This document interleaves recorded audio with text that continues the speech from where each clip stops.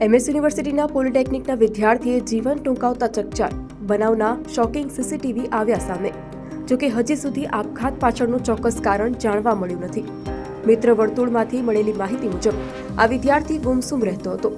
વિદ્યાર્થી અભ્યાસ દરમિયાન અન્ય વિદ્યાર્થીઓ સાથે વાતચીત પણ ઓછી કરતો હોવાનું જાણવા મળ્યું છે.